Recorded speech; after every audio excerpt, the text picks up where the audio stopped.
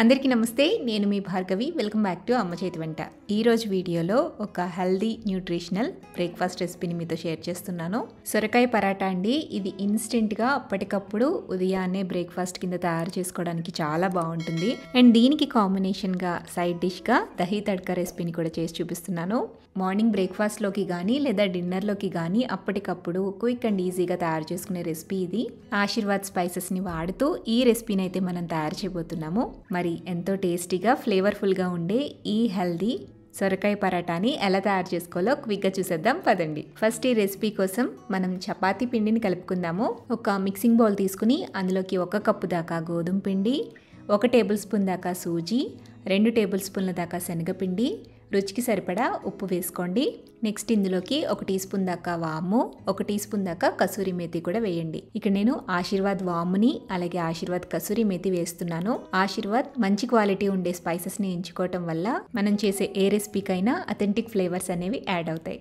ఇందులో ఇప్పుడు 1 table spoon దాకా ఆయిల్ కూడా వేసేసుకుని ఒక్కసారి కలిపేసేసి వాటర్ని కొంచెం కొంచెంగా వేసుకుంటూ పిండిని సాఫ్ట్గా కలుపుకోండి. ఇలా కలుపుకున్న చపాతీ ముద్ద పైన మూత పెట్టేసేసి ఒక 10-15 నిమిషాల పాటు పక్కన పెట్టేసేయండి. పిండి కాస్త నానుతుంది.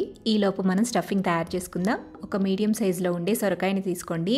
దీనిపైన ఉండే తొక్క మొత్తం కూడా తీసేసి ముక్కల కింద కట్ చేసుకుని శుభ్రంగా కడిగేసేసి ఈ విధంగా కొంచెం పెద్ద గ్రేటర్తోనే తురుముకుని పెట్టుకోవాలి. ఇలా తురుముకున్న సొరకాయ తురుములోకి కొద్దిగా ఉప్పు వేసుకోండి. ఉప్పు వేసి బాగా కలిపేసేసి ఒక 5-10 నిమిషాల పాటు పక్కన వదిలేస్తే ఇందులో ఉండే నీరంతా కూడా ఊరిపోతుందనమాట.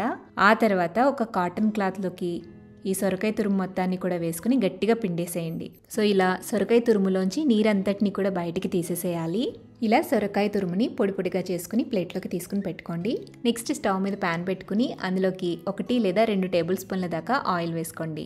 ఆయిల్ హీట్ అయ్యాక 1 టీ స్పూన్ దాకా జీలకర్ర వేసి జీలకర్రని చిటపటలాడనివ్వండి. ఆ తర్వాత 1/2 కప్పు దాకా బాగా సన్నగా కట్ చేసి పెట్టుకున్న ఉల్లి తరుగు వేసుకోండి. అలాగే 1 టేబుల్ స్పూన్ దాకా సన్నగా కట్ చేసి పెట్టుకున్న పచ్చిమిర్చి తరుగు కూడా వేసేసి ఉల్లిపాయలు గోల్డెన్ షేడ్ వచ్చేంత వరకు ఫ్రై చేయండి. ఉల్లిపాయలు ఈ విధంగా వేగిన తర్వాత ఇందులోకి 1/2 టీ స్పూన్ దాకా కారం, 1/2 టీ స్పూన్ దాకా పసుపు, రుచికి తగినంత ఉప్పు, 1/2 టీ స్పూన్ దాకా ఇంగువ కూడా వేసేసి కొద్దిగా ఫ్రై చేయండి. ఆ తర్వాత మనం తురిమి పక్కన పెట్టుకున్న సొరకాయ తురుమును కూడా వేసేసి ఆయిల్లో కొంచెం సేపు ఫ్రై చేయాలి. పచ్చివాసన అంతా పోయేంత వరకు లైట్గా ఫ్రై చేయండి. ఇలా వేయించుకున్న తర్వాత దించే ముందుగా సన్నగా తరిగి పెట్టుకున్న కొత్తిమీర కూడా వేసేసి కలిపేసి స్టవ్ ఆపి పక్కకు దించేసేయండి. సో సొరకాయ పరాటాలోకి కావాల్సిన స్టఫింగ్ అయితే రెడీ అయిపోయింది. దీన్ని పక్కన పెట్టేసి నెక్స్ట్ సొరకాయ పరాటాలోకి సైడ్ డిష్గా కావాల్సిన దహీ తడ్కా ఎలా తయారు చేసుకోవాలో చూద్దాము. ఫస్ట్ 1 కప్పు దాకా పెరుగుని తీసుకుని ఒక గిన్నెలో వేసుకుని బాగా చిలుక్కోండి. గడ్డలు లేకుండా నీట్గా చిలుక్కున్న తర్వాత ఈ పెరుగుని మనం తాలింపు పెట్టుకోవాలి. తాలింపు పెట్టుకోవడం కోసం తాలింపు గిన్నెని స్టవ్ మీద పెట్టుకోండి. అందులో 1.5 టేబుల్ స్పూన్ దాకా ఆయిల్ వేసుకోండి.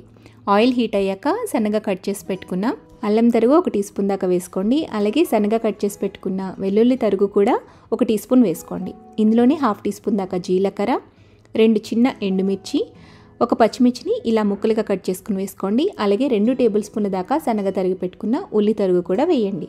ఉల్లిపాయ ముక్కలు అనేవి ఇలా చక్కగా వేగాలండి. ఉల్లిపాయ ముక్కలు వేగిన తర్వాత 1 రెమ్మ కరివేపాకు, చిటికెడు ఇంగువ వేసి కొంచెం ఫ్రై చేయండి. తర్వాత 1/2 టీ స్పూన్ దాకా కారం, 1/2 టీ స్పూన్ దాకా జీలకర్ర పొడి, 1/2 టీ స్పూన్ దాకా ధనియాల పొడి, చిటికెడంత పసుపు, 1 టీ స్పూన్ దాకా కసూరి మేతిని ఇలా క్రష్ చేసుకుని వేసుకోండి. కసూరి మేతి కనుక లేకపోతే కొంచెం కొత్తిమీర కూడా వేసుకోవచ్చు. స్పైసెస్ని యాడ్ చేసిన తర్వాత ఎక్కువ వేయించద్దండి. జస్ట్ ఒకసారి కలిపేసుకుని స్టవ్ ఆపేసేసి ఈ తాలింపుని మనం బీట్ చేసుకున్న పెరుగులోకి వేసేసుకోవాలి.